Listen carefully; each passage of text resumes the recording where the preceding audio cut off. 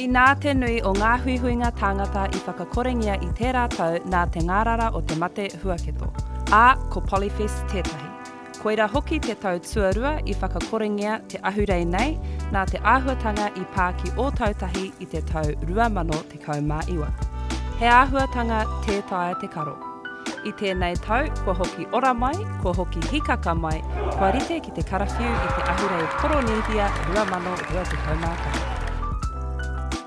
I tēnei tau, ka nui te āmaimai I roto I a mātou, nā kura ki aroha, kāreti mātou o Hemi Kuki, te wahanga Pūtaki.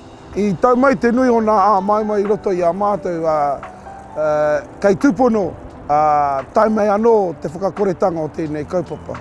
Nā runga tonu I tērā, I nā te rerehua, I nā te ātāhua te kite, o tātou ahurea. Tō tātou ahurea Māori, ahurea Tonga, ahurea Hāmoa, ahurea Niue, ahurea o te ao, e whakaatu ngā tahi ana I ngā taonga kuia koroma. Nō reira, hei tōna mutunga, he miharo, he hiko, kei te hari nā tamariki, kei te hari te iwi, ko hoki mai anō ki te āhuatanga, o te normality me kia nei te kō. Nā koira te painga atu o tēnei tau. Polyfest, he ahurei tēnei e whakahuihui mai ai ngā iwi katoa o te moana nui a Kiwa. Ki konei ki te ai ngā momo ngahau take katoa, ka tū ki ngā papatū waiwai e rima. Māori, Kukiairani, Niue, Hāmoa me Tonga. I'm here on behalf of Ngātai Hopanuku, Henderson High School. Very happy to come back to Polyfest.